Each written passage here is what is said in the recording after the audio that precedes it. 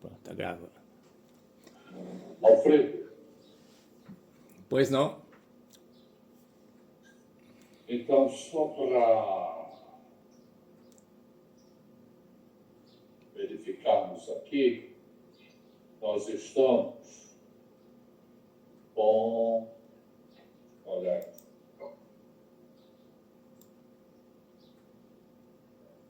nós estamos no momento, nós temos 1, 2, 3, 4, 5, 6, 7, 8, 9, 10, 11, 12, 13, 14, 15, 16, 17, 18, 19, 20, 21, 22, 23, 24, 5, 6, 7, 18, 29, 30 pessoas. Ok? Certo. Bem, bem-vindo a todos, né, que estão inscritos, estão participando no curso, das discussões. Hoje em dia, essa questão do dinheiro e a sua função na sociedade, ela se sobressai nas discussões de política. Alô? E então a gente programou esse curso para trazer... Com vocês, tá? para trazer algumas noções básicas de dinheiro e questões também filosóficas relativas ao próprio conceito de dinheiro e uma abordagem mais sociológica, né, da função do dinheiro na sociedade, como que o modo como o Estado usa o dinheiro para fazer investimento público, como isso é bastante importante para o processo de desenvolvimento, para a conquista de melhores condições de vida para o povo. Isso está na pauta dos debates atuais, né? E então a gente está se empenhando para tentar entender esse processo, como diferentes usos do dinheiro pelo Estado pode influenciar a vida de todos nós, o nosso dia a dia. Bem, eu vou começar a aula de hoje com uma pequena retrospectiva de modos dominantes do dinheiro na história moderna. Porque sempre houve várias modalidades de dinheiro como meio de pagamento, né? Então tem formas mais rústicas de meio de pagamento, né? Objetos que eram usados nas transações comerciais. Porque isso a gente conversou um pouquinho de manhã, se é feita uma troca direta, quer dizer, eu troco um objeto que tem um valor X por outro objeto que também tem um valor X, nesse caso não é necessário um meio de pagamento, nós temos a troca direta, né, também chamada de escambo. Quando se cria um sistema, né, que serve como meio de pagamento para vários tipos de objetos, aí nós temos o dinheiro, né?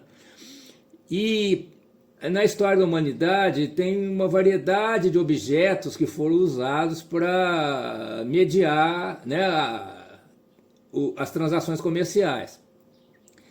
E a partir do ano 1000 que isso começa a ter uma dimensão mais atrelada ao Estado, né?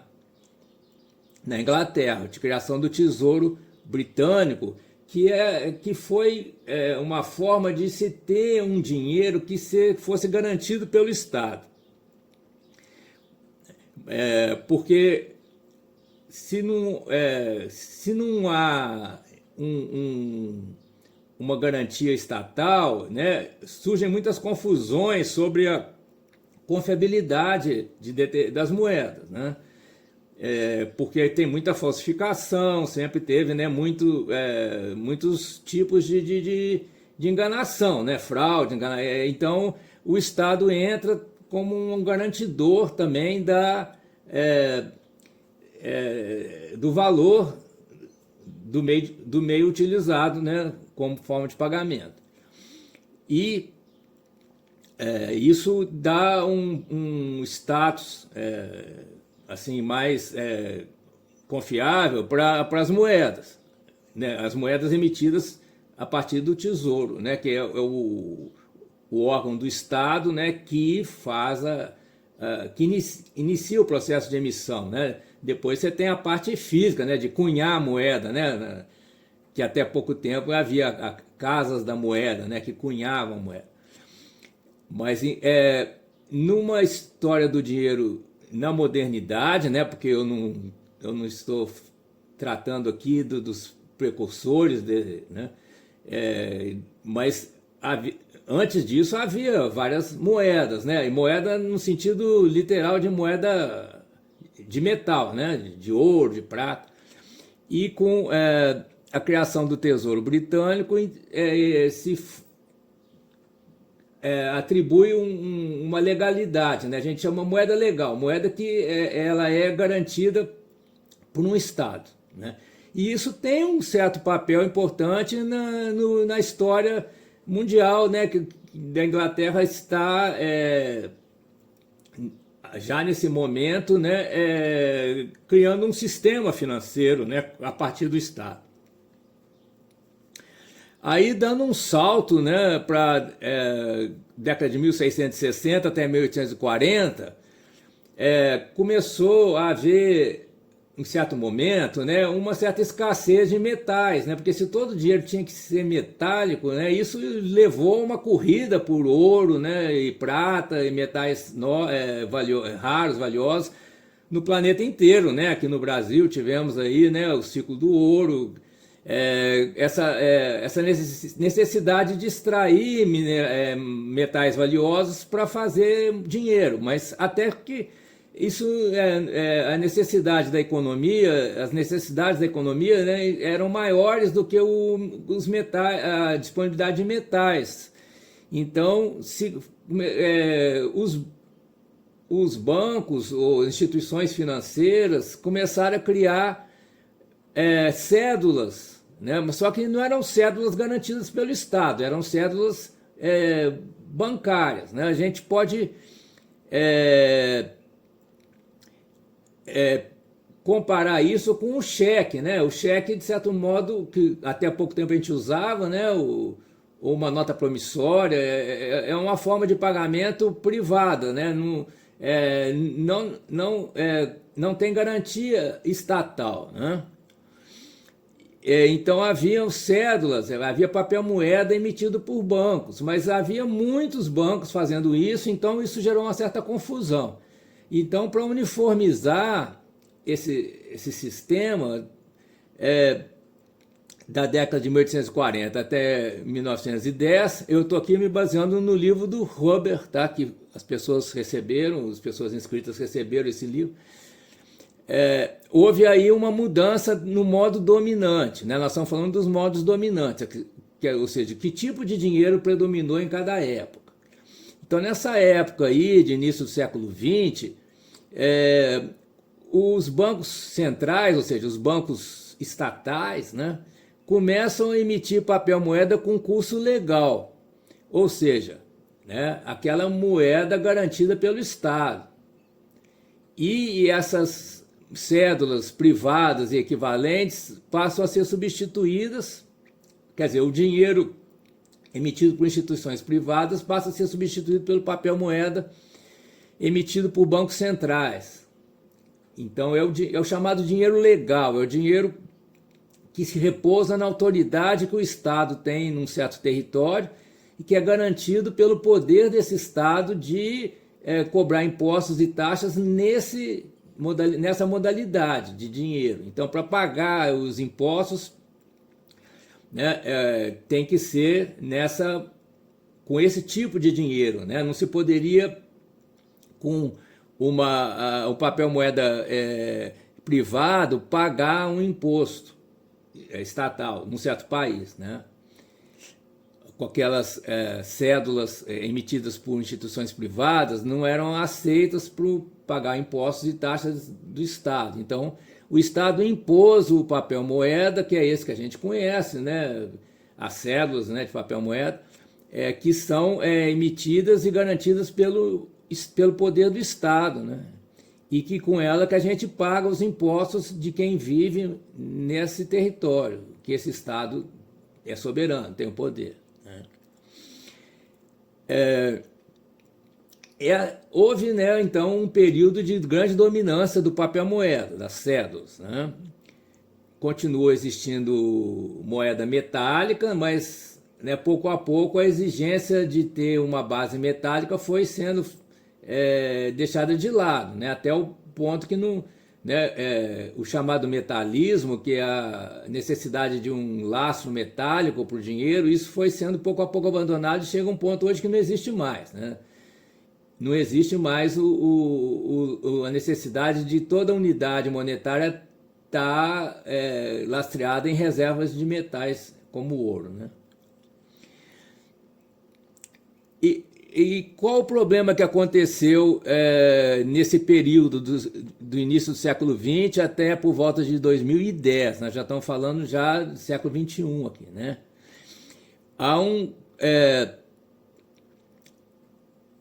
uma mudança, né? Porque a emissão de papel moeda ela aconteceu em muitos países de uma forma indiscriminada, né? Se emitia muito papel moeda e isso gerou problemas, gerou inflação, gerou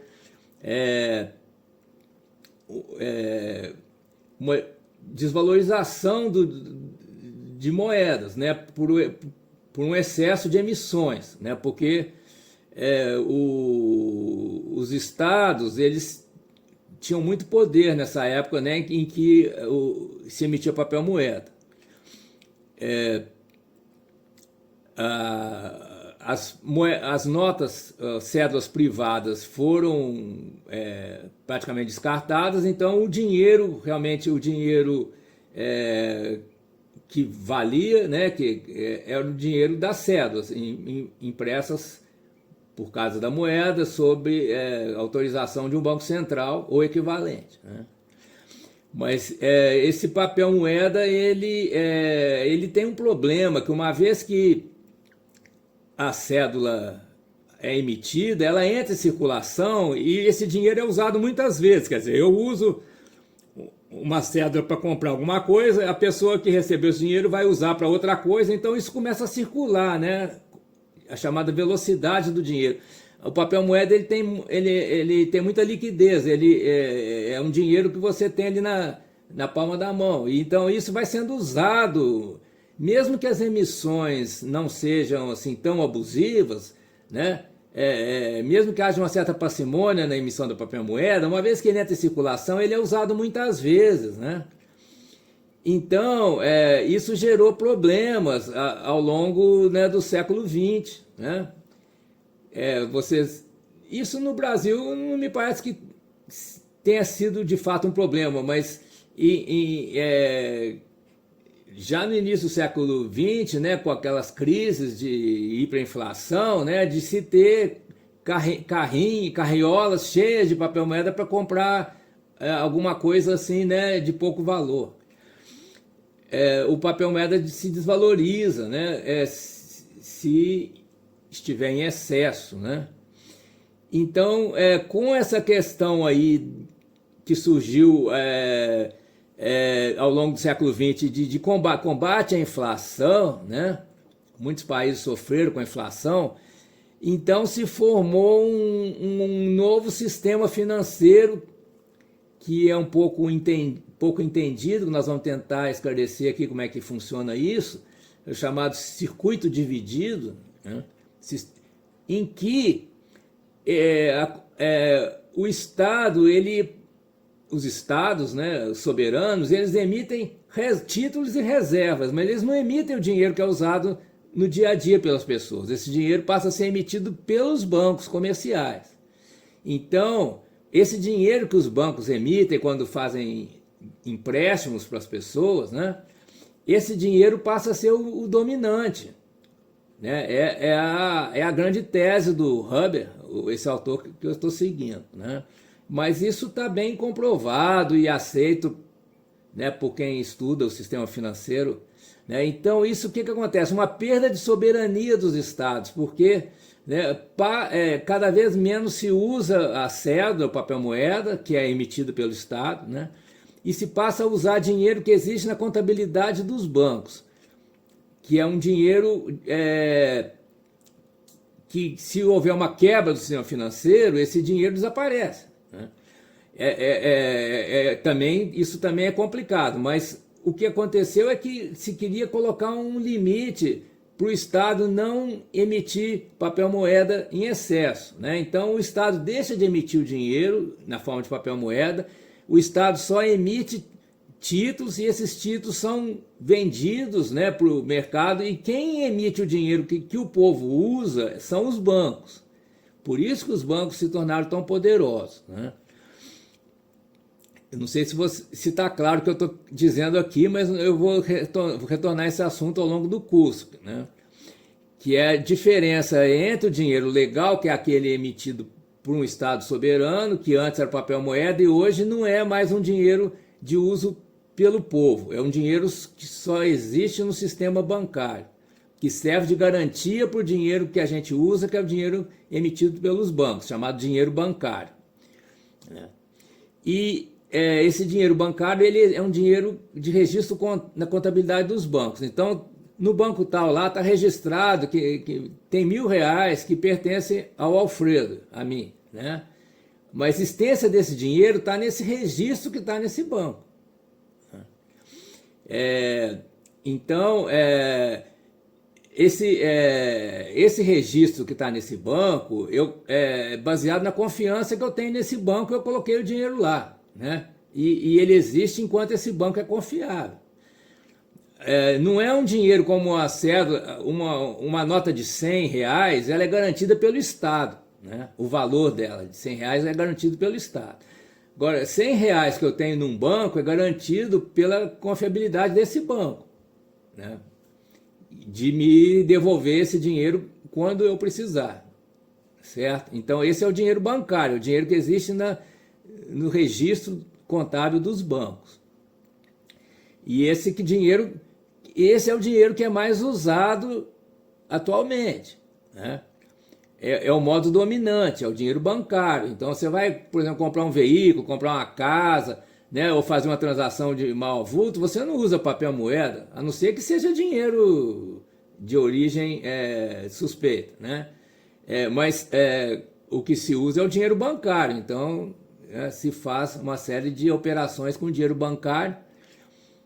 E isso, por sua vez, trouxe problemas também, né? O problema maior é que se o banco quebrar, né, como é que fazem as pessoas que colocaram o dinheiro no banco, né? Então aí tem propostas de se retomar um dinheiro, uma modalidade de dinheiro que é garantida pelo Estado. Aí vem a ideia do dinheiro digital do Banco Central, que seria um dinheiro de forma digital garantido por um Banco Central, pelo Estado. Tá.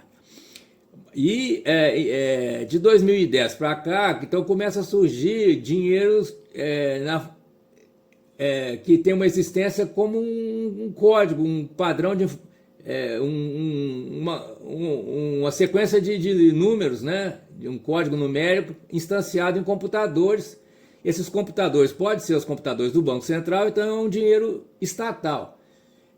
Esses computadores podem ser de bancos, né, comerciais, é o dinheiro comum que todo mundo está usando, e também pode ser um dinheiro que está em computadores particulares. Aí nós temos as criptomoedas, né? É um dinheiro digital que está em computadores de pessoas físicas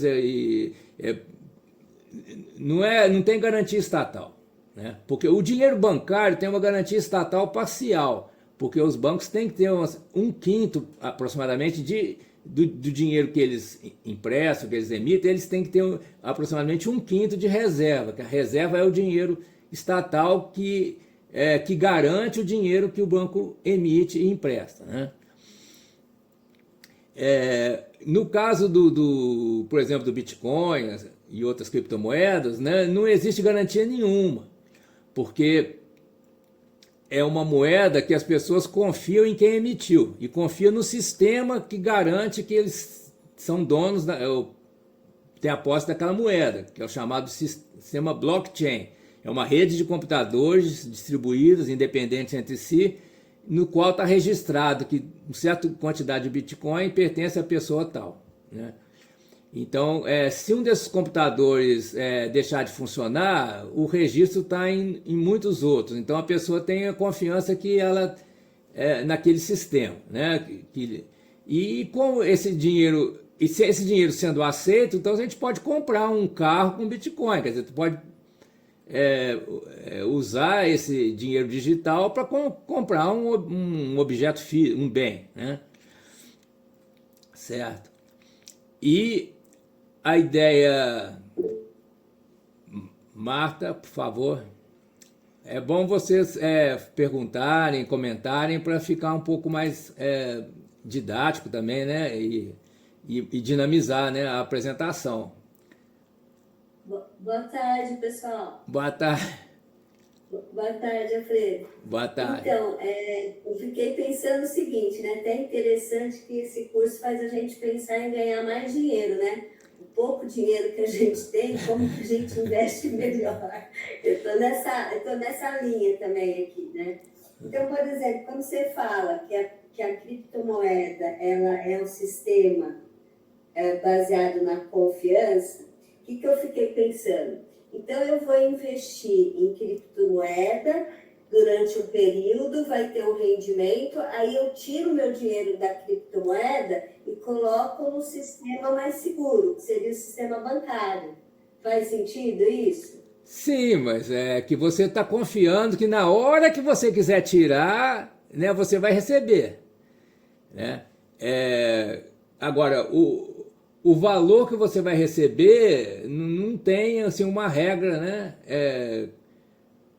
Porque você pode ganhar e também você pode perder. Então é um sistema de risco, né, Fábio? Alfredo, Marta, assim, só fazendo um detalhe na sua observação. Não há uma garantia que você vai ganhar com a criptomoeda. Não existe essa garantia. Você pode ter o mesmo valor, pode ter menos. Então, a moeda em si, ela não varia positivamente de forma necessária, qualquer moeda. Tá, mas é mais garantido, então, aplicar em CDB do que em criptomoeda? Depende do sistema de garantia, né? Então, vamos lá. Se você aplica num CDB, o que você está fazendo quando você está aplicando num CDB? Quando você está aplicando num CDB, você está fazendo um empréstimo para o banco. Como todo empréstimo, o maior risco que você corre é o do risco do devedor. Ou seja, o devedor vai me pagar aquilo que ele combinou? Se ele me pagar, ok, o CDB é mais seguro, porque você combinou uma taxa e vai receber mais do que você colocou. O risco é sempre o risco de débito, ou seja, do seu devedor não te pagar. Se o teu devedor não te pagar, você não apurou menos, apurou nada. Você perdeu seu dinheiro. Na criptomoeda, como em qualquer moeda, você vai ter que transformar o seu dinheiro na criptomoeda, o seu real em uma criptomoeda qualquer. Essa criptomoeda flutua. E você pode, quando for resgatar, receber mais reais do que você pôs ou menos reais do que você pôs. Resumindo, também o Marcos solicitou aqui, né? Deixa eu só resumir. Quando você trabalha com dinheiro legal, você tem confiança no Estado, né? A sua confiança é no Estado que emitiu, né? Por que a gente confia numa nota de, sei lá, 100 libras esterlinas? Tem lá a foto da Rainha Elizabeth, é garantia estatal. Quando você trabalha com dinheiro do banco, você está confiando no banco. E quando você trabalha com criptomoeda, você está confiando no sistema de tecnologia da informação que dá existência para aquela criptomoeda, né? Que é o blockchain, né? Então, você vai sempre estar confiando, né? Isso quer dizer, o dinheiro, eu falei isso de manhã, né? Mas eu acho que agora eu reforço. O dinheiro deixou de ser lastreado em metal, em ouro, deixou de ser lastreado em riqueza material, como por exemplo o petróleo, né? Commodities, hoje em dia o dinheiro é lastreado na confiança. O lastro é a confiança, né? Se você tem que confiar, né, em uma coisa ou em outra. Quem não confia em criptomoeda, não confia em bancos comerciais, então compra títulos do Tesouro, ou usa dinheiro legal, usa nota, né? Tem um médico, um dos meus médicos aqui, ele só aceita pagamento em espécie, né? Quer dizer, ele não confia nem no talão de cheque, nem no Pix, nem em cartão de crédito, nem nada, né? Então, isso acaba sendo uma opção de cada pessoa, né? Ou às vezes nós somos obrigados a trabalhar com um desses sistemas, né? Se você recebe seu salário no banco comercial, você tem que trabalhar com o banco comercial para você receber o seu salário, né? O Marcos se inscreveu, o Marcos Silva primeiro, depois o Marcos Alves. Boa tarde. Boa tarde. Me surgiu uma dúvida aqui. Qual seria a diferença entre o Pix, por exemplo, e essa moeda digital que seria emitida pelo governo? Seria uma espécie de criptomoeda, só que emitida pelo governo, é isso? O Drex. Essa é uma ótima pergunta, né, que está na ordem do dia, que o Drex está ainda em estudos, mas eles já descartaram a possibilidade dele ser uma moeda de Banco Central plena, né? Uma moeda garantida, né? Quer dizer, o Drex, uma moeda de Banco Central é assim, né? O Estado garante 100% dela, em qualquer condição, né? Uma moeda bancária, o Estado só garante uma parte, né? A gente conversou hoje de manhã, né? Para cá até 250 mil por conta, né? De pessoa, por banco, né? E depende também das reservas que o banco detém. A reserva é o dinheiro estatal que o banco tem que ter para garantir a emissão que ele faz. Então, o Drex foi pensado para ser uma CBDC, ou seja, uma moeda digital de Banco Central, que seria uma criptomoeda 100% garantida pelo Estado. Mas, para ser isso, ele teria que ter um sistema de tecnologia da informação que, para instanciar uma espécie de um bilhete digital, né, que a pessoa física ou jurídica teriam, né, em mãos quando tem o Drex, né, no caso o Drex. O Pix, bem, deixa eu falar então o que é o Pix. O Pix ele serve como um dinheiro que serve para pagamento entre bancos. Então você tem um dinheiro, por exemplo, no Banco do Brasil, está registrado lá, você tem R$1.000 no Banco do Brasil e você quer transferir para uma outra pessoa no Bradesco, por exemplo, né? Ou mesmo no Banco do Brasil, mas vamos falar em outro banco.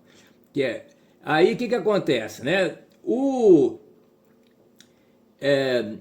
Banco do Brasil, ele emite um código que você vai levar esse código e colocar, transferir, né, para outra pessoa no outro banco. Então aquele valor de R$1.000, ele vai ser transportado por um código para outro banco, para a conta de outra pessoa.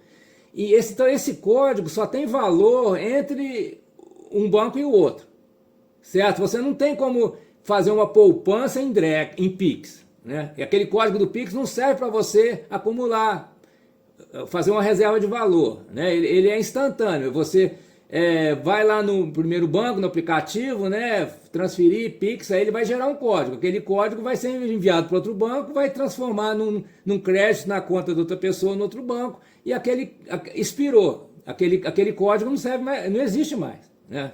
Então ele tem uma existência muito curta, o Pix.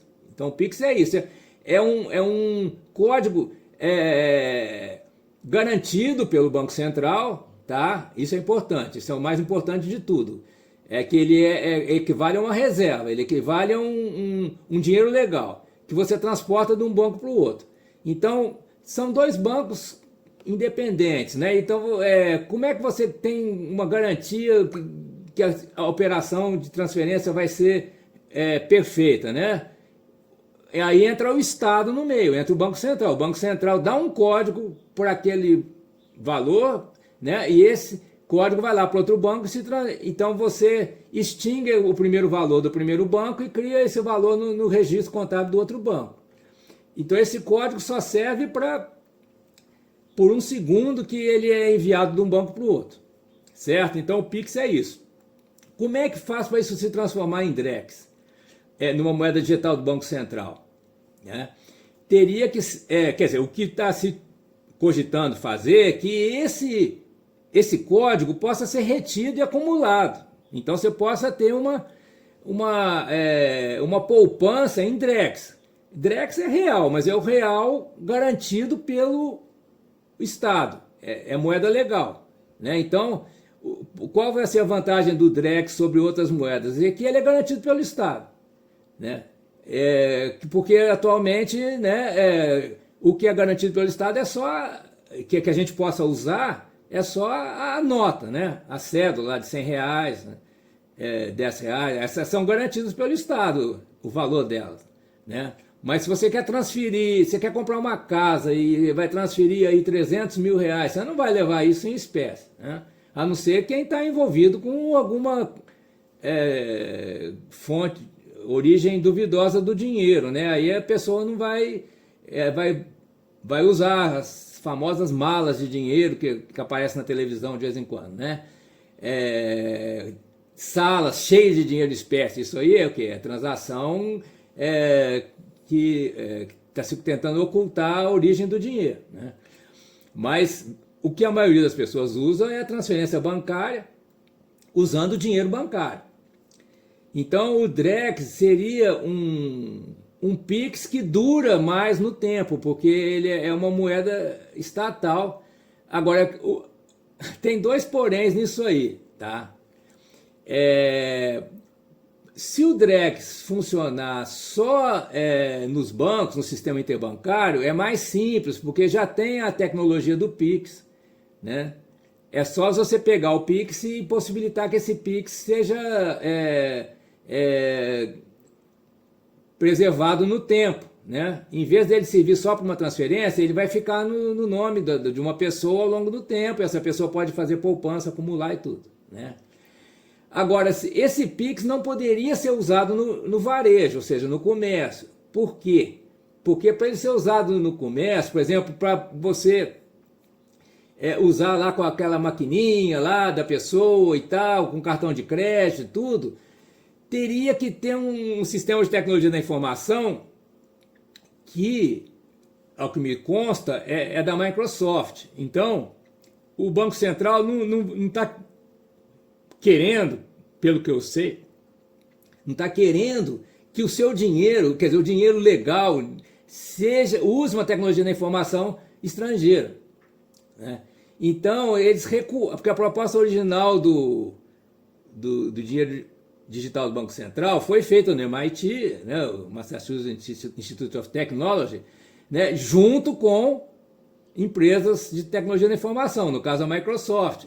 Então, se a gente quiser fazer essa criptomoeda garantida estatal, que possa ser usada no dia a dia pelas pessoas, que ela seja utilizada aí, né, nas maquininhas e tudo, pelo povo, né, teria que ter uma digitalização, né, a chamada tokenização, que funcione em todos os tipos de maquininha usada, né, pelo povo. Aí tem que ter uma tecnologia que seria da Microsoft. Então isso gera vulnerabilidades até de segurança nacional, de você ter esse sistema todo com uma tecnologia estrangeira, né? Por exemplo, nessa situação aqui tá atual aí do Trump ameaçar, né, bloquear bancos que fizerem pagamentos para o Alexandre de Moraes, né, etc., né? A Microsoft é uma empresa norte-americana. Se o executivo, o judiciário americano bloquearem o uso da tecnologia da informação da Microsoft no Brasil, a Microsoft tem que obedecer, né? Então, até onde eu sei, porque eu não estou dentro, né? Eu não estou lá no Banco Central para saber, né? Mas até onde eu sei, está se optando para fazer o Drex, que seria a moeda digital do Banco Central, com a tecnologia que nós já temos, que é do Pix. É uma tecnologia brasileira, né? Pelo que eu sei, né, no banco... Aí sim, Oi? aí sim, tecnologia nacional. Pois é, mas é limitado, porque vai ser o Drex vai ser um dinheiro que só existe no banco, para transações bancárias. Né? A pessoa não pode ir na padaria, comprar um pão e pagar com Drex, certo? Agora, tem um outro porém. Esse me parece uma conclusão lógica. Né? O pessoal da lógica aí pode me concordar ou discordar. Se o Drex é um dinheiro do Banco Central, então você não pode emprestar esse dinheiro para o Banco Central a juros. Quer dizer, hoje em dia muita gente ganha dinheiro assim, emprestando moeda bancária, né, moeda do comércio, para o Estado, né, para o Estado pagar suas contas, pagar o funcionalismo, pagar a previdência, etc. Porque o Estado não pode emitir reserva e pagar o aposentado com reserva. Não pode. O Estado emite reserva, ele tem que leiloar essas reservas, né, e pagar o aposentado com dinheiro bancário. Só que a coisa é bem complicada, mas o Brasil tem a sorte de ter bancos públicos. Então, como é que se paga o Bolsa Família? Né? O Congresso autoriza, né, o pagamento do Bolsa Família. Parece que teve um probleminha aqui no... deixa eu só continuar aqui enquanto eu tento resolver. O Congresso autoriza o pagamento, né? O Tesouro emite títulos, esses títulos são convertidos em reservas, as reservas são leiloadas pelo Banco Central, captando reais de varejo, reais, né, de uso comercial, e então a Caixa, que é um banco público, paga o Bolsa Família com esses reais. Só que a Caixa também é um banco comercial, então ela também pode converter reservas em reais de varejo, né, para pagar. Só que tem uma série de restrições para isso, né? Mas funciona. Né? Então, concluindo o raciocínio, tá? Digamos que o Brasil crie o Drex. O Drex vai servir, né, como uma moeda 100% garantida pelo Estado, que você pode ter uma conta bancária com o Drex 100% garantida, porque é dinheiro do Estado. Só que essa conta não vai render nada, porque você não tem como emprestar o dinheiro do Estado para o Estado. Né? Esse dinheiro é estatal. Você não tem como comprar título do Tesouro com um Drex, a não ser que converta para o real. O real de mercado. Né? É tudo real, mas são diferentes formas. Né? Mas eu estou pensando aqui comigo, a conta propriamente, você pode então usar o Drex como reserva de valor 100% garantido, mas essa conta não pode render juros, a não ser que esses juros venha de outra origem que não o Estado, o próprio Estado. Hein, Fábio, o que você diria disso?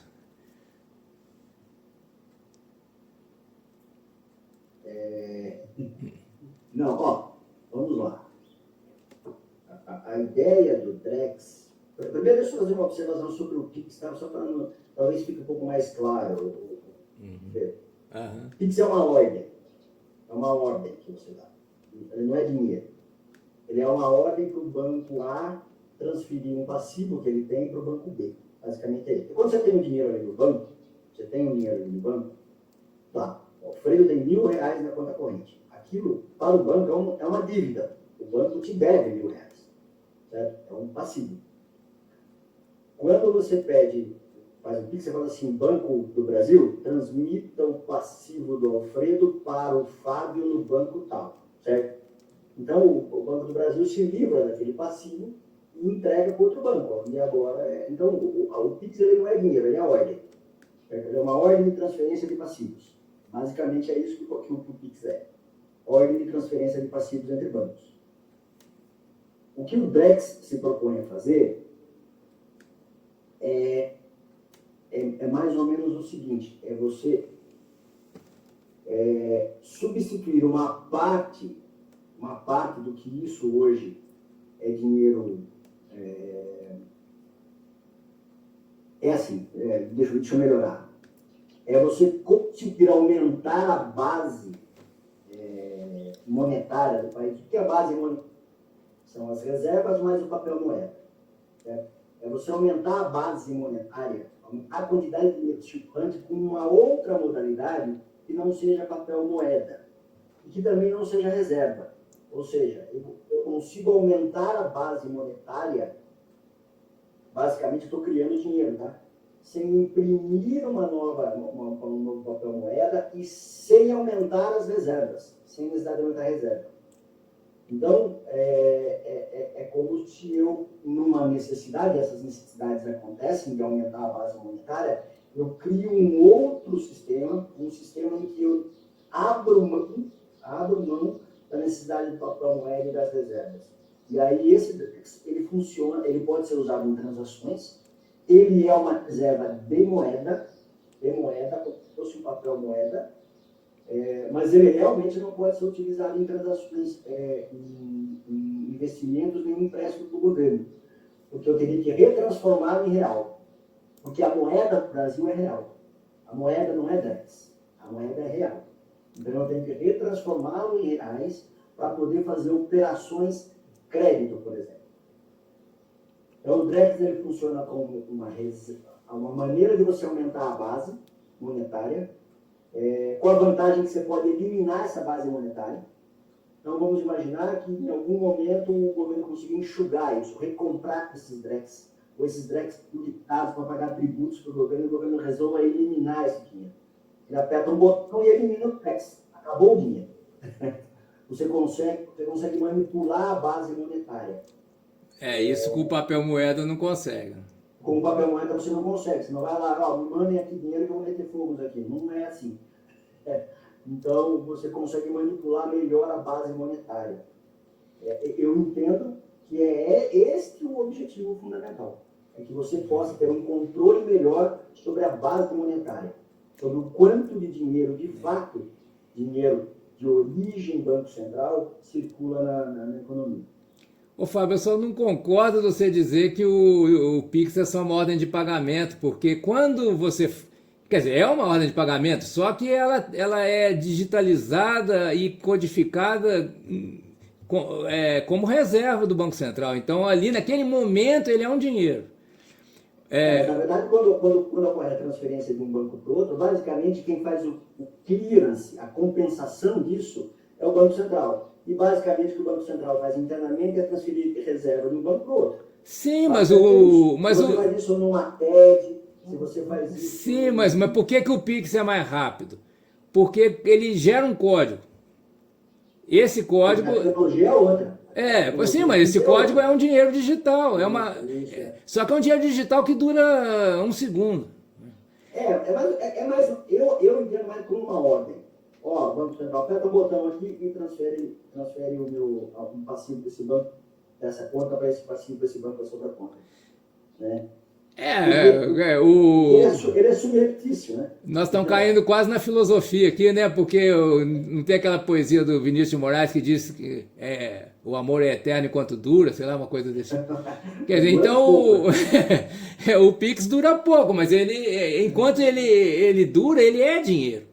Né? Mas isso é um problema filosófico, tá? Ou semântico, sei lá, né? Eu queria passar a palavra para o Marcos Alves, então, por favor. Eu ainda estou no começo, assim, né? Na discussão que vocês estão. Lá vocês estavam falando de criptomoeda ainda. Então, a minha dúvida seria se criptomoeda de fato seria moeda? Não, ele é um dinheiro, né? Eu diria que é um dinheiro. Alguns dizem é um ativo, né? Ativo seria, quer dizer, um valor que se possui. Mas pela definição de dinheiro aqui, a partir do momento em que ele é aceito como forma de pagamento por uma parte da sociedade, eu diria que é dinheiro.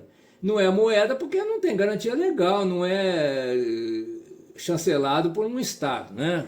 Soberano. Então não é... Sim, e aí o valor desse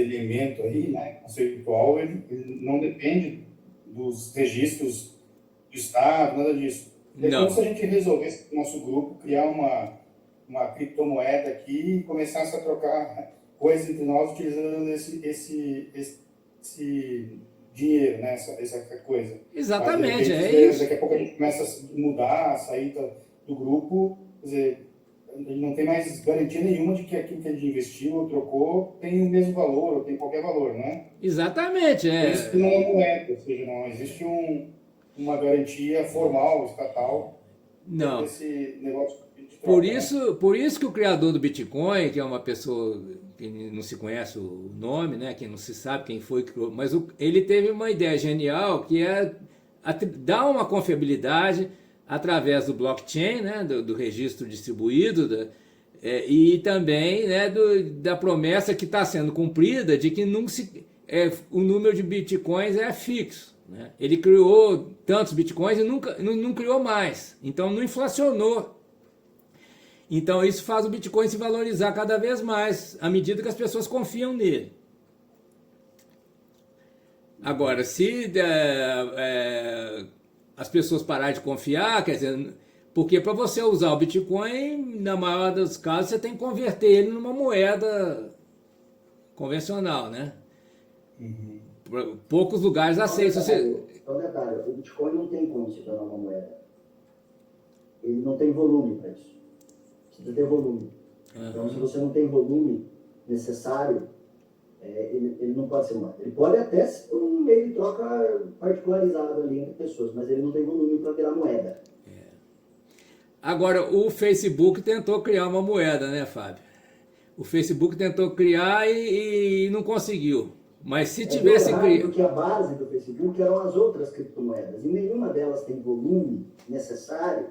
Vamos imaginar que eu vou fazer uma transação de soja entre o Brasil e a China de 5 bilhões de dólares.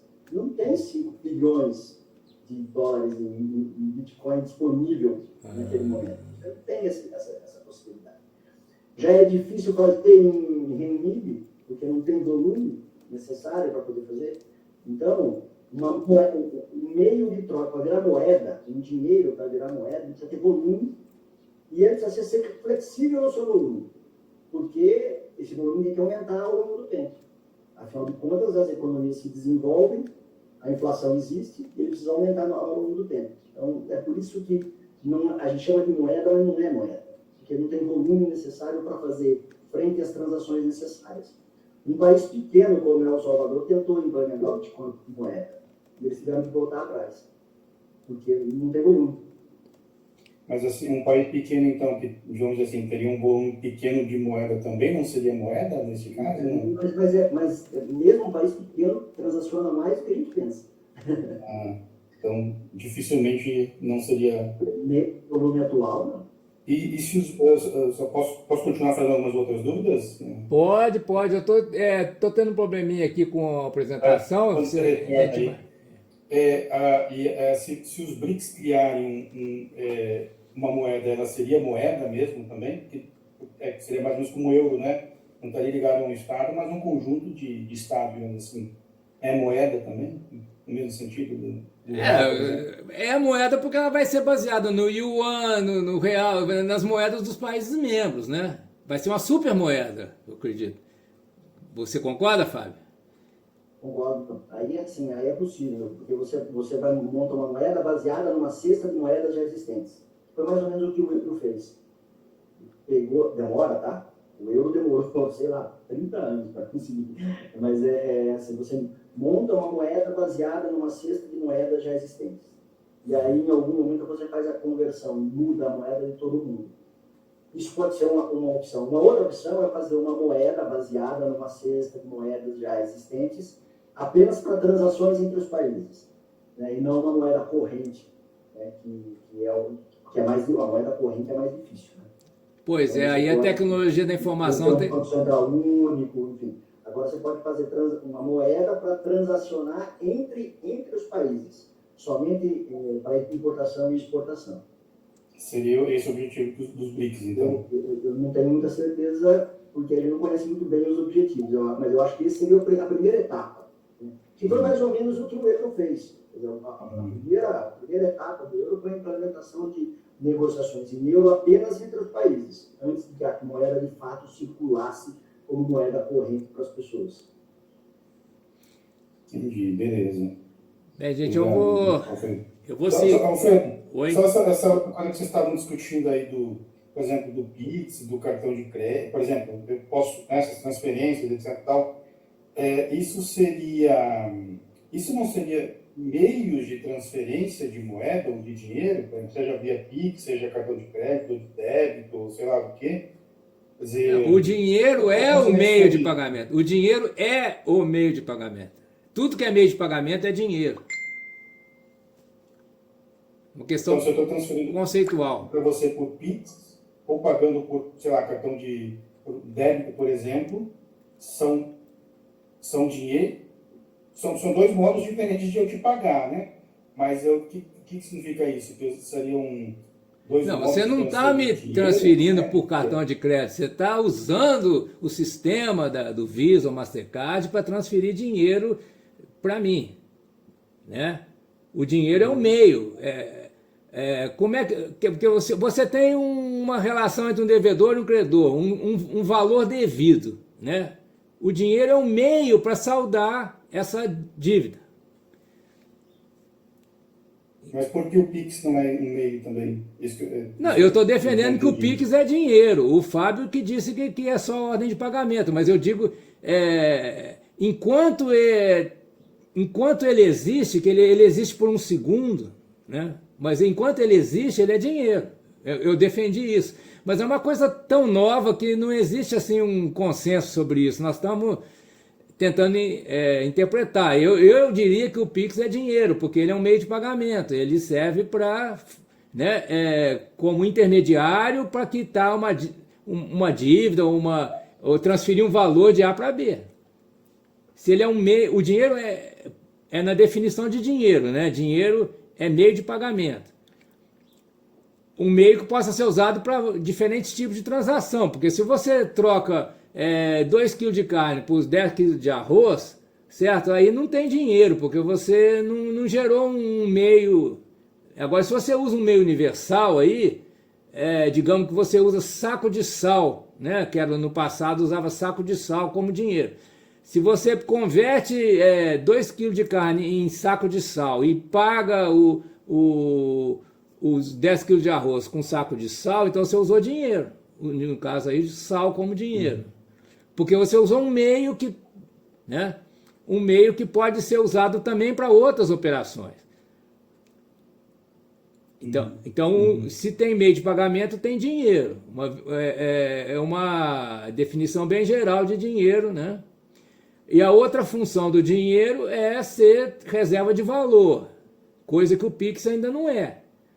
Reserva de valor quer dizer, é um meio que você pode acumular, fazer poupança ou capitalizar, né? Por enquanto o Pix não, o Pix é só para você transferir de uma conta para outra, no banco, né? Então, a minha interpretação é que enquanto, naquele momento que você entra no primeiro banco, no banco, ou a pessoa que vai fazer transferência por Pix, entra no banco e gera o código, né? Sabe aquele código do copia e cola, o QR Code, gerou um código. E quem é que gerou aquele código? É o Banco Central.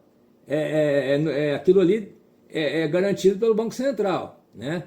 Ali você tem um dinheiro estatal que vai servir para que essa transação seja garantida. É uma transação garantida pelo Estado, né? Nesse momento você tem um dinheiro estatal ali, só que é um dinheiro estatal que dura um segundo só, ou menos, só enquanto você o dinheiro está a caminho de um banco para o outro. E isso é tão rápido porque ele é eletrônico, né? Você acabou de clicar, pôr a senha lá, o outro banco já recebeu, né? Então, é muito rápido, mas eu diria, tá? Isso é controvertido, eu diria que é um dinheiro estatal, digital, que é gerado ali para ir de um banco para o outro. A partir do momento que chegou no outro banco, já não existe mais esse dinheiro. Ele é virtual, vamos dizer assim. Seria uma questão tecnológica, de Você Não, transforma a sua conta corrente em real, o Pix faz transferência para uma outra forma de dinheiro, vamos dizer assim. não, é de Como real para seria? real. Não está havendo.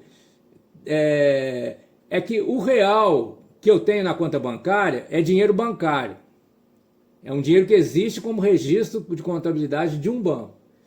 Eu vou passar para o outro banco, ele vai se transformar num dinheiro que existe como registro na contabilidade de outro banco. Então entra o Estado como intermediário. O Estado gera um código para que essa transferência, essa operação entre dois bancos seja garantida e rápida, e exata e eficiente. Então o Pix é isso, é um código que o Banco Central gera para aquele valor, para ele ir de um banco para o outro. A partir do momento que ele chega no outro banco, ele se transforma num registro contábil do outro banco e ele deixa de existir enquanto dinheiro do Banco Central. Agora, ao estender o Pix para o Drex, ele vai poder ter uma existência autônoma, digamos. Ele não vai ser só apenas um meio de pagamento, ele vai ser também uma reserva de valor, ou seja, né, eu posso ter uma conta em Drex que eu vou fazer uma poupança em Drex, totalmente garantida pelo Estado. Só que não vai render juros, né, porque é dinheiro do Estado. Eu não vou emprestar para uma instituição financeira, emprestar para o Estado e para o Estado pagar, né? Certo? Então nós temos aqui, vamos ver aqui agora os 5 tipos de dinheiro, porque nós estamos falando sobre isso, mas ainda nem chegamos a definir cada um, né? Ou tentar definir. Então dinheiro na forma de reserva, no Brasil é real, né? Mas não é o real que circula no varejo. É um real que está no computador do Banco Central e circula entre bancos, servindo como parte da garantia para emissões bancárias, né? O Fábio esclareceu, né, hoje de manhã que pelo Acordo de Basileia, foi um acordo que foi feito pelo sistema financeiro ocidental, né, ou até planetários, porque acredito que os países do Oriente também, a China também é signatária disso, não tenho certeza. Mas esse Acordo de Basileia coloca que a garantia não é só em reservas, mas também em patrimônio, né? Tem que haver no Brasil é de 1 para 10, né? Cada R$10 que os bancos brasileiros emitem, na forma de empréstimo, eles precisam ter R$1 de patrimônio, incluindo aí as reservas. E o que são as reservas? É um dinheiro que é emitido pelo Banco Central e que circula apenas entre bancos. Eu não posso comprar um pão ali na padaria com reservas. Eu nem posso ter pessoa física e jurídica não banqueiro, né, não bancário, não pode ter reservas, né? Reservas só instituições financeiras que operam com reservas. É o mesmo real que a gente tem, só que é um real, digamos assim, escriturado nos computadores do Banco Central, a reserva. Então a reserva é um real, no Brasil a reserva é um dinheiro, a moeda é real, mas é uma moeda escriturada na contabilidade do Banco Central, que é um banco estatal, certo? Então esse dinheiro ele funciona, né, entre bancos só, ele não é para o público. Dinheiro bancário, esse que é o dinheiro que a gente usa mais hoje em dia para comprar um carro, ou mesmo quando a gente usa o cartão de crédito, o cartão de débito, a gente está usando esse dinheiro aqui. É um registro no livro de contabilidade de bancos comerciais, tendo uma fração de seu valor garantida por reservas. Então, o Estado não garante, se você tem uma conta corrente lá com R$500 mil, o Estado, isso não é garantido integralmente 100% pelo Estado, só uma parte, uma fração que é dinheiro que existe garantia em reservas, né? Ou em patrimônio do banco, né? Mas é um dinheiro que, às vezes, se a gente pensar muito nisso, a gente pode ficar até meio assustado, né? Mas é um dinheiro que existe no registro contábil do banco. Antigamente era num livro, né? Num livro lá que lançava, né? O Alfredo depositou 1 milhão aqui, então o Alfredo tem 1 milhão aqui na conta corrente. né? Agora não tem mais o livro físico, é no computador do banco, né? Então a reserva é no computador do Banco Central, o dinheiro bancário é no computador do banco particular, né? Pode ser um banco público, pode ser o Banco do Brasil, pode ser a Caixa Econômica também, eles atuam como banco comercial, certo? Esse dinheiro é usado pelas pessoas físicas e jurídicas mediante pagamento de taxas e juros, né? Porque é aí que os bancos têm, né, o seu lucro operando com esse dinheiro que eles emitem, né? E apenas a fração coberta por reservas é ordinariamente garantida pelo Estado, né? O Estado não garante todo o dinheiro que está nas contas dos bancos, dinheiro de terceiros, né? Certo? Dinheiro token é um outro tipo de dinheiro, mas que não necessariamente não é um outro tipo de moeda, né? Nas mesmas moedas. O que é a ideia do token, né? É a ideia que vem com o chamado cartalismo, que é a teoria da moeda do George Knapp, né? Do livro dele de 1925, né? Ele percebeu isso já há um tempo, né? E isso prospera muito agora na época da tecnologia da informação, né? É um dinheiro que vai estar identificado e autenticado por um código que é lido pelos softwares, pelos programas de computador, né? A China usa no yuan digital, a gente não sabe exatamente como, mas ela usa esse tipo de sistema, né? O yuan digital ele de um banco estatal, né? Banco Central do Estado, e ele tem uma codificação que vai garantir, vai legitimar a posse, né, pelas pessoas. Então, nos computadores do Banco do Povo, né, o banco chinês chama Banco do Povo, vai existir um registro de que, né, um certo sequência de 0 e 1, né, um certo código binário correspondendo a uma certa quantidade de dinheiro, está associado com uma outra sequência de 0, 1 e 1, que é a conta do Alfredo, certo? Então, nesse caso, né, o uso do dinheiro é gratuito, né, é garantido e patrocinado pelo Estado. Isso facilita muito na economia, né, as transações, não é preciso assim, todo aquele custo, né, que vai ser o lucro dos bancos, né, o Fábio falou, o spread bancário, né, a diferença entre o que o banco paga pelo dinheiro que ele usa e o que ele ganha de juros e taxas, né. E agora, a ideia do dinheiro token também pode ser, o dinheiro pode ser tokenizado por qualquer empresa ou entidade, ou instituição financeira, né? Por exemplo, o cartão de alimentação, né? Você recebe lá um cartão que tem lá inscrito lá uma autorização, né, de uso de R$1.000 por mês. Você vai no supermercado, paga a conta do cartão de alimentação, né?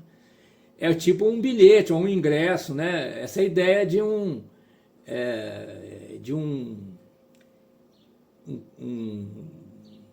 objeto codificado, né? Geralmente em termos numéricos, né? E com tecnologia digital que vai atribuir um certo valor monetário para uma determinada pessoa e que ela pode usar. Mas isso não é uma moeda, né? Claro, você tem um cartão de alimentação em reais, R$1.000 por mês, a moeda é real. Só o modo de instanciação daquele código, daquela identificação digital, né, que vai ser, no caso do cartão, eletrônico, né? Dinheiro eletrônico, quando se usa um cartão com uma banda magnetizada, chamado dinheiro eletrônico. Evidentemente, a codificação é digital, mas o meio físico é eletrônico porque vai envolver uma interação do campo magnético da maquininha com o campo magnético do chip da banda magnetizada do cartão, né? Certo? aí os detalhes ficariam com os físicos, né? Como é que uma maquininha de contato lê o chip do cartão, né? Mas é chamado de dinheiro eletrônico. Talvez não seja propriamente eletrônico, mas quando se usa chips, essas transmissões, reconhecimento de padrões magnéticos, né? Geralmente se usa o termo eletrônico. Bem, ainda temos o dinheiro físico, notas e moedas, que são usados tanto nas instituições financeiras, né, bancos, corretores, etc., bancos públicos, privados, e também pelas pessoas físicas e jurídicas. O dinheiro físico é daquela época que existia o chamado circuito único, né, em que o Estado emitia a moeda que ele mesmo usava para fazer os seus pagamentos, para pagar os salários, todas as despesas do Estado eram na moeda que ele próprio emitia. Então isso é chamado de Estado monetariamente soberano, o Estado que emite a própria moeda, né? Mas como a gente viu, isso gerou problemas, gerou distorções, né? Hiperinflação, talvez a mais grave, né? Porque quando o Estado emitia de modo indiscriminado a moeda física e ela entrava em circulação, ela gerava muita liquidez, ou seja, excesso de meio de pagamento para pouca coisa, para pouca riqueza de bens, né, a serem comprados, vendidos. Isso aí assumiu a forma da hiperinflação e a desvalorização do papel moeda, né? Mas mas esse sistema não foi totalmente extinto, né? Nós ainda temos as notas e moedas metálicas, né? E uma outra forma que tem surgido, que pode usar a tokenização ou usar até um meio físico, né, são as moedas sociais. Que a característica delas é uma circulação local numa rede de pessoas que se conhecem e confiam entre si. Isso serve para viabilizar pequenos negócios, né, em pequenos investimentos naquela comunidade. Não tem um alcance assim mais amplo, né? E agora, quando se cria um banco para uma moeda social, que é o caso do Banco Palma, né, aí nesse caso tem que seguir as regras de Basileia, né, que o Fábio mencionou, de ter patrimônio físico e reservas para dar lastro para as emissões, né? Então, no caso do Banco Palma, eles cumprem essas exigências, porque eles se transformaram num banco, né? Certo? Deixa eu... Marta? Ô Alfredo, você sabe dizer se essa moeda social de Maricá favoreceu a diminuição de desigualdade? Ou seja, quais os benefícios da moeda social? Ela propicia muitas vantagens, muitas oportunidades e facilidades para o povo de Maricá, né? O único porém é que ela é baseada nos royalties do petróleo, né? É uma região produtora de petróleo, então é só que as pessoas ali daquela região que se beneficiam, mas que tem inúmeros benefícios. Por exemplo, eles não pagam transporte público, né? Transporte público gratuito, eles têm uma série de facilidades que eu não sei te dizer com exatidão, mas você pode pesquisar isso na internet, vai encontrar, que essa moeda possibilita. Então, o nível de vida, a qualidade de vida ali se não me engano, a melhor do estado do Rio, né? A cidade de Maricá, por causa dos benefícios trazidos com essa moeda de circulação local. Mas o ponto aí o fator limitante aí é que não dá para estender isso para outros lugares, porque ela é baseada nos royalties do petróleo, né? Então ela já é baseada numa riqueza prévia, né? Então só quem certo, tem... mas as cidades, por exemplo, as cidades que têm esse rendimento do petróleo, como Ilhabela, São Sebastião, também poderiam criar essa moeda. Sem dúvida, sem dúvida. É uma ideia que pode ser estendida. E não precisa ser só o petróleo, pode ser também uma região muito rica do agronegócio, poderia, né, recolhendo imposto, né, dos produtores, poder imposto sobre exportação, etc., porque muitas vezes eles são isentos, né? Mas se for recolhido, né, os impostos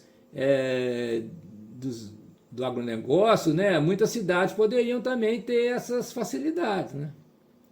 Essas iniciativas. É. Mas aí a gente entra em questões políticas, né? Em Maricá temos um governo local de política mais social, né?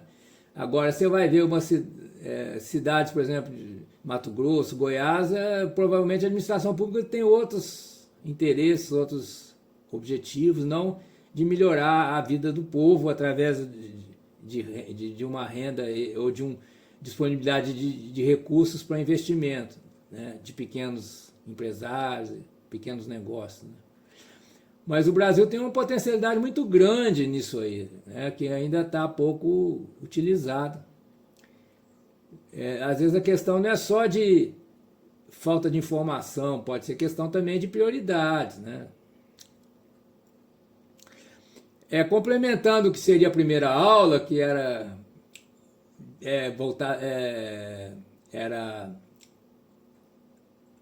agendada para hoje de manhã, mas nós estamos terminando agora, mas não tem problema nenhum, porque a gente tem que ir no ritmo que for mais agradável e didático, né?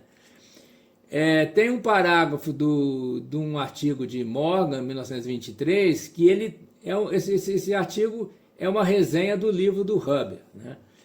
Que ele explica o que nós já falamos um pouco aqui, como é que funcionam os pagamentos entre bancos. Então, a moeda dominante hoje, na maior parte das transações, né, é a moeda dos bancos, né? Quer dizer, é um registro contábil chamado gravame, né, nos computadores dos bancos. Então, digamos que eu tenho 1 milhão na poupança, esse dinheiro existe como um registro contábil no banco que eu tenho a conta. Né? E só. E tem, como disse o Fábio, tem a promessa, se algum dia eu quiser esse dinheiro de volta, eles vão me dar, vão me entregar, junto com algum rendimento, né? Tá aplicado na poupança, tem lá 0,% ao mês, né? Mais a inflação. Mas a existência, a realidade, digamos assim, quem quiser usar um termo mais filosófico, a realidade desse dinheiro é um registro nos computadores do banco. Se, por acaso, todos esses computadores forem apagados, esse registro some, né? Aí eu vou ter que apelar para algum documento que eu tenha, por exemplo, um extrato que eu tirei, né, para provar que eu tenho aquele dinheiro, porque a existência dele está naquele registro lá, né? Então, essa é o dinheiro que a gente usa, né? Quando a gente faz pagamento com cartão de crédito, de débito, né? Faz transferências, inclusive com o Pix, né? Porque o Pix, propriamente dito, ele dura menos de um segundo. Então, o dinheiro está num banco, vai para outro banco, está numa conta do banco, vai para outra conta do outro banco. Continua sendo dinheiro bancário. O Pix serviu só para fazer o pagamento, né? O Drex vai ser diferente. O Drex vai ser uma moeda, um dinheiro estatal, né, que está nos computadores do Banco Central, não nos computadores do banco particular, privado. Então, como é que se cria a moeda? Quando um banco concede um empréstimo e cria um novo depósito no valor desse empréstimo. Então, suponhamos que houvesse assim, um certo dinheiro platônico que existe, né, em si mesmo. À medida que esse dinheiro é colocado num banco e é passado para outro banco, cada vez que passa de um banco para o outro, esse dinheiro vai sendo multiplicado. É como se fossem as multiplicações dos pães lá da Bíblia, né? Os bancos multiplicam o dinheiro. Aí, no final das contas, a gente vai ver que nem existe esse dinheiro platônico, né? É só transações de banco para banco.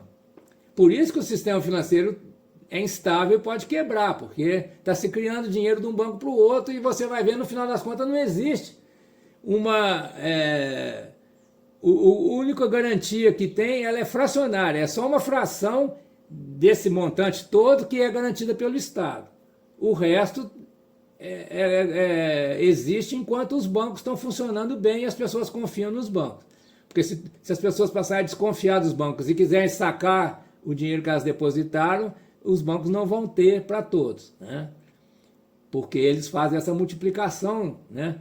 E isso se torna ainda intensificado quando se usam métodos não legais como paraísos fiscais, né? Aí é bem complicado, eu não saberia explicar exatamente, mas é como se estivesse criando dinheiro, né? Você manda dinheiro para o paraíso fiscal e pega esse dinheiro de volta, é como se tivesse dobrado o dinheiro, né? E então tem formas aí, né? Mas também existe um sistema de monitoramento, né? Existem auditores que trabalham para impedir esse tipo de operação em que se cria dinheiro sem ter base, né, legal. Então, continuando aqui no texto, né, quando se faz o pagamento, né, de uma conta para outra, né, o dinheiro que está no banco, primeiro banco, né, ele é destruído, mas enquanto isso é um novo poder de compra transferido de uma conta bancária a outra, na medida que os pagamentos são feitos ou pode ser trocado por dinheiro quando sacado de uma conta. Então você está gerando uma cadeia cujo impacto é muito maior do que aquele valor inicial que é garantido por reserva, certo? Quando o pagamento é feito de um banco para outro, a transferência é liquidada na conta reserva dos respectivos bancos comerciais mantida no Banco Central. É o seguinte, como é que um banco vai confiar que o dinheiro que ele está recebendo do outro é legal, ou ele tem valor, né? Porque aí a transferência vai usar as reservas que são dinheiro legal do Banco Central de um banco para outro. Então, essas reservas elas estão lá na conta reserva do Banco Central, só que elas vão sair do banco A para o banco B, né? Então, eu transfiro R$1.000 do Banco do Brasil para o Bradesco, tá? O Banco do Brasil tinha R$1.000 em reserva, nos computadores do Banco Central, aquelas reservas que estavam assinaladas para o Banco do Brasil passam a ser assinaladas para o Bradesco. Então aquela reserva vai para o Bradesco. Mas elas estão dentro do computador do Banco Central, porque a reserva é dinheiro legal, é dinheiro estatal, né?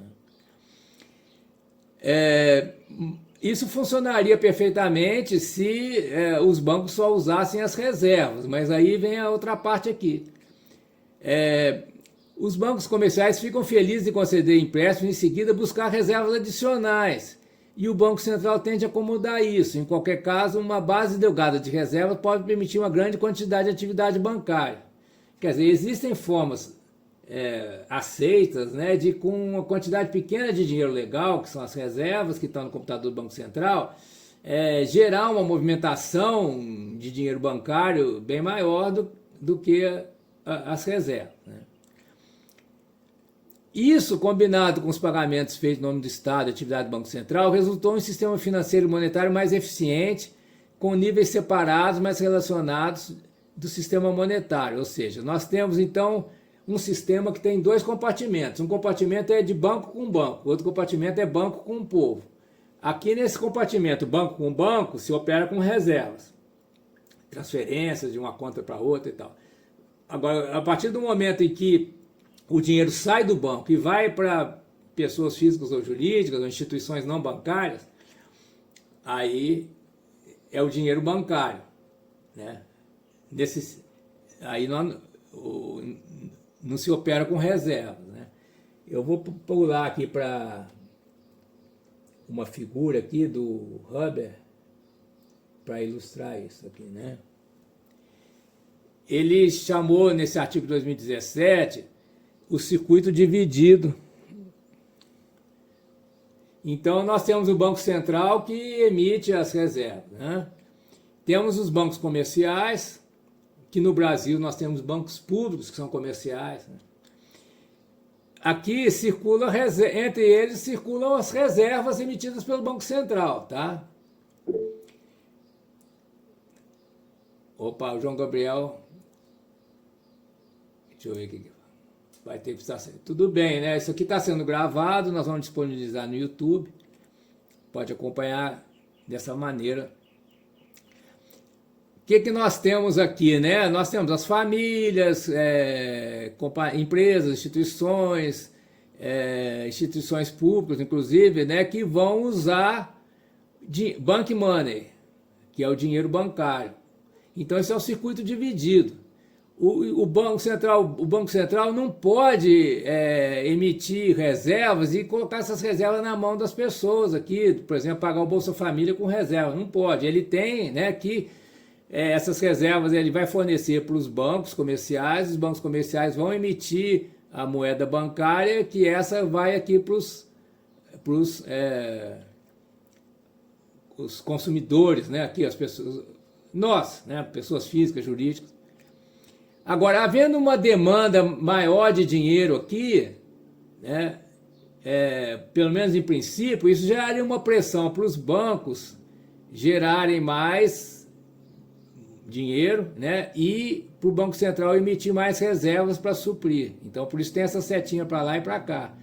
Então, é assim que funciona esse sistema. Agora, o que acontece com o Brasil, né, depois, com vários países que adotaram o chamado neoliberalismo, né, essa ideia do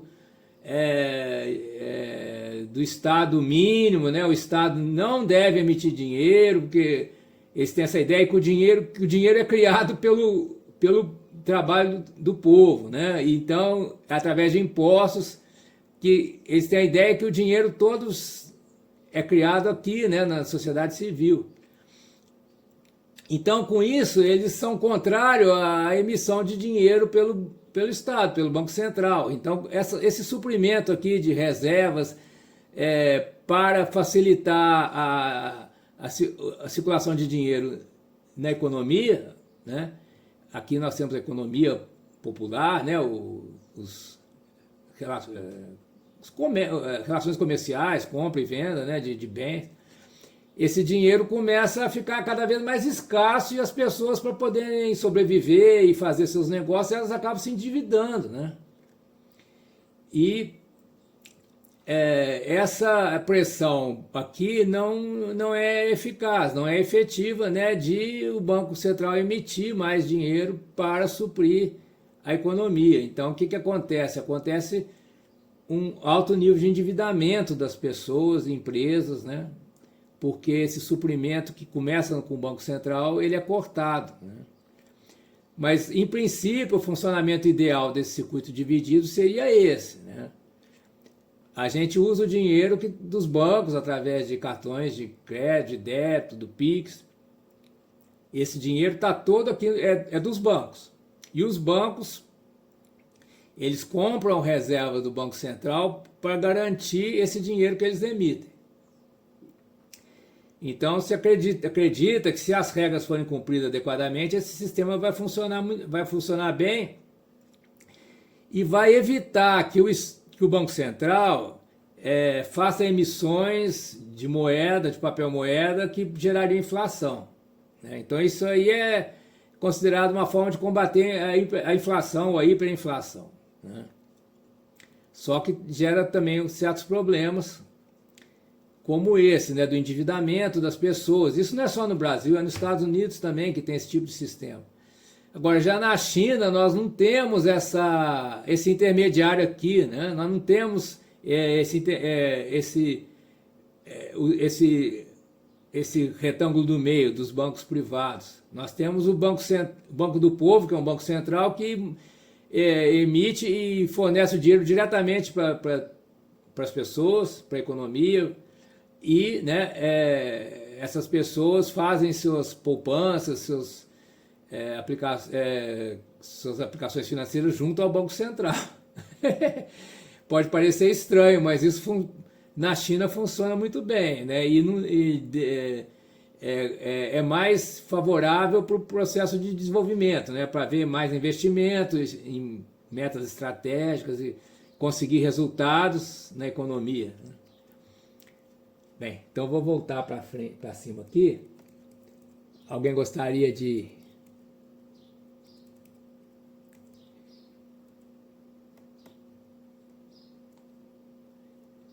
fazer algum comentário? Então, o que seria a segunda aula, a aula de hoje, né, à tarde, nós vamos terminar a aula de hoje à tarde com esses conceitos que são, em última análise, filosóficos, né? São conceitos, porque a gente está vendo o dinheiro na prática, é isso aí que a gente está falando, meio de pagamento, etc. Agora tem assim, a concepção mais filosófica do que decorre o valor do dinheiro, né? E aí nós temos 3 concepções na história, e que cada uma predominou numa certa fase da história, né? O metalismo, né? Então o dinheiro teria que ter um valor intrínseco, ou seja, o objeto que é usado como dinheiro, ele teria valor por si mesmo, né? E aí nós teríamos, né, os metais preciosos como o tipo de objeto mais adequado para ser dinheiro. Então nós tínhamos as moedas de ouro, moedas de prata, né? As moedas menos valiosas eram dos metais menos valiosos, né, como o cobre, níquel, né? Então aquela moeda menos 1 centavo era níquel, já 10 centavos cobre, valores maiores, né, prata, e o valor máximo ouro. Na prática, isso levou ao colonialismo, né? Os países chamados centrais, ou os colonizadores, iam buscar metais em todo o planeta para aumentar a disponibilidade do dinheiro para a economia deles, né? Para o desenvolvimento econômico deles. Em seguida, nós temos a ideia materialista, que o dinheiro ele não tem valor intrínseco, mas ele tem um valor atribuído por ele ser uma representação, uma expressão de uma riqueza pré-existente, né? Sendo lastreado em mercadorias que têm valor intrínseco, como o petróleo. Então houve uma fase no século XX em que o dólar foi eleito, né, o dinheiro, a moeda, né, usada nas transações internacionais, e seria lastreado pelo domínio que os Estados Unidos têm. Os Estados Unidos, que é o país emissor do dólar, teria um domínio sobre a produção, refino e distribuição do petróleo. E isso também gerou uma série de operações colonialistas, imperialistas, né? Uma série de várias guerras e tal por causa disso, né? Porque é a ideia materialista. O dólar, ele vale porque os Estados Unidos têm controle do petróleo. O petróleo é uma mercadoria essencial para a economia, né? Principalmente os países que se baseiam no transporte, né, por motores a combustão, né? De automóveis, caminhões, trens, navios, aviões, né, que precisam do petróleo, ou precisavam, né, de grandes quantidades de petróleo para funcionar os transportes, né? E no materialismo histórico, que é o materialismo de Marx, né, é um pouco mais sutil, mas continua sendo materialismo, né, de certa maneira. Toda a riqueza é gerada pelo trabalho. Então, toda a acumulação do capital, né, o dinheiro como meio de acumulação, né, o valor dele resulta da exploração do trabalhador, a chamada mais-valia. Então ainda é uma concepção materialista, mas é muito mais sofisticada do que o metalismo, ou a teoria lá do petrodólar, né? Na abordagem marxista, o valor do dinheiro vem do trabalho que a sociedade despendeu, né, para gerar riqueza, e o dinheiro então é uma forma de viabilizar operações com essa riqueza, operações comerciais, né, compra, venda, etc. E o acúmulo também, né? Porque a gente viu, né, o que seria típico do capitalismo seria essa paixão pelo dinheiro tomado como um objeto em si, né? Então o dinheiro deixa de ser só um meio e ele se torna um objeto do desejo, né, de uma parte da sociedade. E isso acaba desviando, né, a atividade humana daquilo que é realmente útil e necessário para a vida humana, né? As pessoas acabam tendo seu tempo de vida dedicado, né, à produção e acúmulo, né, do dinheiro. Então, isso gera um sistema que é baseado na exploração do trabalho e dominação da natureza, né, para gerar esses produtos, para gerar uma produção que é comercializada com o uso do dinheiro, né? Mas isso resulta no aumento da desigualdade social e destruição de ecossistemas, né? Porque esse processo de exploração ele leva com que os ricos se tornem cada vez mais ricos, os pobres mais pobres. Isso gera um problema também, porque quem que vai consumir, quem vai comprar os produtos, né? Se as pessoas estão endividadas e a maioria das pessoas, dos trabalhadores estão endividados, não tem como adquirir aquilo que eles produzem no seu trabalho, né? Porque ao processo de exploração, né? E em relação à natureza, a natureza é vista como fornecedora de materiais para o processo produtivo, né? Para acumulação de bens e gerando, né, operações que vão envolver o dinheiro e aí daí o acúmulo do dinheiro, né? E então não se tem uma visão ecológica ou ecossistêmica, né, em que nós somos parte da natureza e não, né, se vê a natureza como uma fonte de matéria-prima para os processos de transformação que vão gerar a riqueza e o acúmulo da riqueza na forma de capital, inclusive capital financeiro, né, que é o dinheiro, certo? Mas ainda estamos no materialismo aí, porque o dinheiro está de alguma maneira vinculado com a riqueza, né? E aí temos a terceira concepção que originária do trabalho de Knapp, em 1924, ele não negava que o dinheiro pode ter uma base metálica ou material, né? Material mesmo, inclusive no sentido de Marx e Engels, né? O dinheiro é uma forma de capital, né? Mas o Knapp entendia que o dinheiro ele se estende, ele é uma instituição social de natureza jurídica e política, porque ele é criado pelo Estado, né? A teoria dele, o dinheiro é criado pelo Estado, com um arcabouço jurídico, com as leis. Tem leis que estabelecem, né, como é que esse dinheiro deve ser criado, como ele deve ser distribuído e como ele deve funcionar na sociedade, né? E ele também é uma ferramenta de poder, do poder do Estado. O Estado tem um poder de alocar esse dinheiro nas atividades da sociedade que estão mais de acordo com o projeto político dos governantes, né? Então, o dinheiro seria uma criatura do Estado tendo dimensões jurídicas e políticas.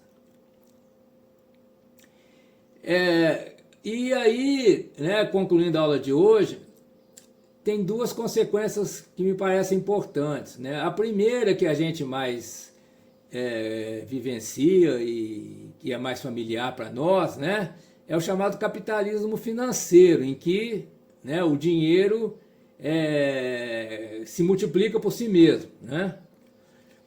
Os capitalistas conseguem obter lucros em operações financeiras sem criar empresas, sem criar forma de trabalho e renda para o povo, né? Mas tem o outro lado da moeda. Se pode criar dinheiro sem ter uma riqueza pré-existente, criar o dinheiro por meio de leis ou de decretos ou decisões dos governantes, né?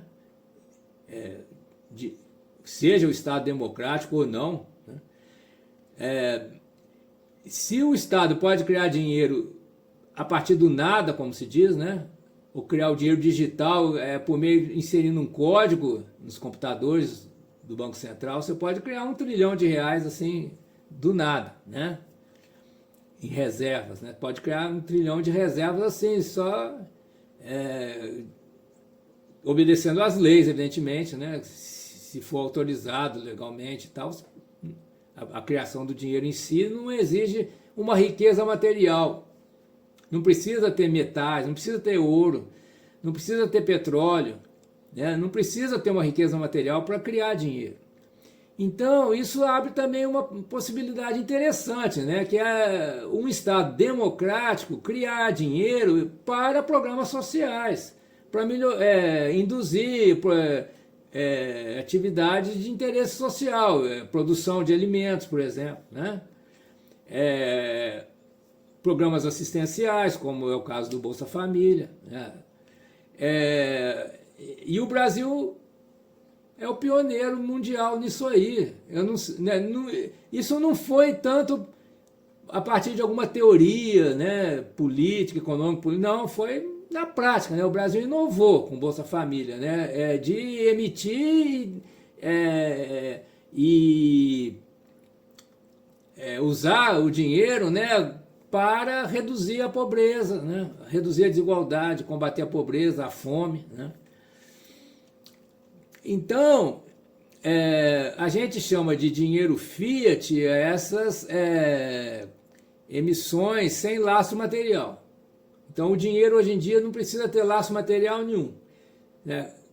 Eu diria que precisa ter um laço na confiança, né? Porque se ninguém confiar naquele que tem, na entidade que emite o dinheiro, então esse dinheiro não vai ter valor, né? O valor que se quer. Falou, Jorge. Algumas pessoas já estão precisando sair, né? Pelo avançado da hora aqui, já estamos 4:55, né? Eu já vou terminar então com essas observações. Sim, daqui a pouco temos que encerrar.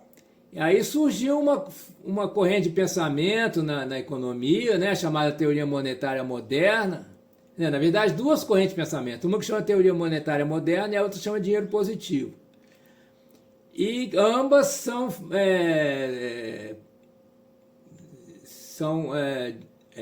favoráveis que o Estado emita dinheiro, né, para certas funções que se quer imprimir na sociedade, né, como essa funções que possibilitam a redução da desigualdade, combate à fome, à miséria. Então, isso é bem recente, né? Vocês provavelmente já ouviram falar nisso, mas a gente ainda está assim, ainda numa fase de uma tendência de uma maior aceitação dessas ideias, mas tem muitas objeções também, tem muitas pessoas trabalhando contra isso, né? Essa ideia, né, do Estado democrático emitir dinheiro para investimento público, seja investimento produtivo, assistencial, sem necessidade de uma riqueza prévia. Então, se não tem um laço material, então nós estamos já na concepção cartalista do dinheiro, né, essa carta, quer dizer, dinheiro como uma instituição, uma criação do Estado na forma de um bilhete, um ingresso que permite às pessoas usufruírem dos bens existentes, né? Não é preciso haver uma riqueza prévia.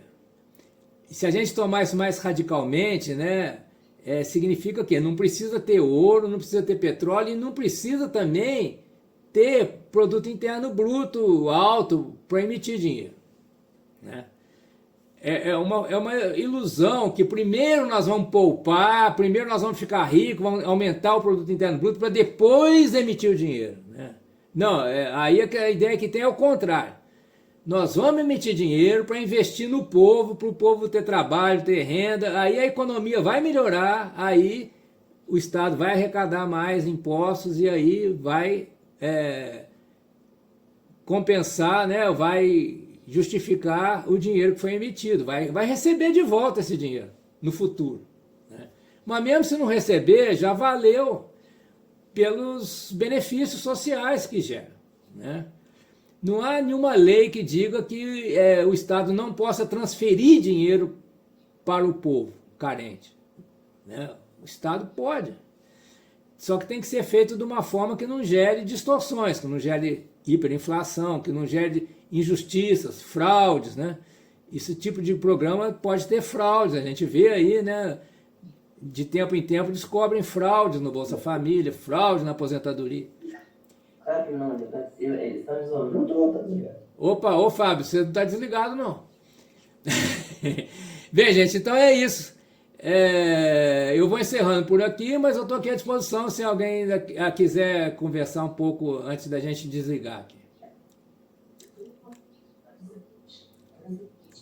Freire, daqui a pouco eu vou começar a aula.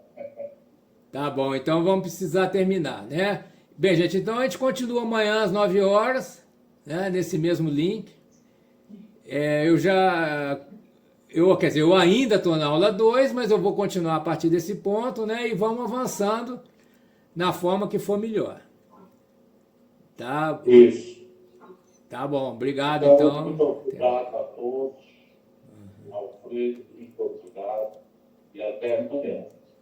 Até amanhã, então. Obrigado a todos.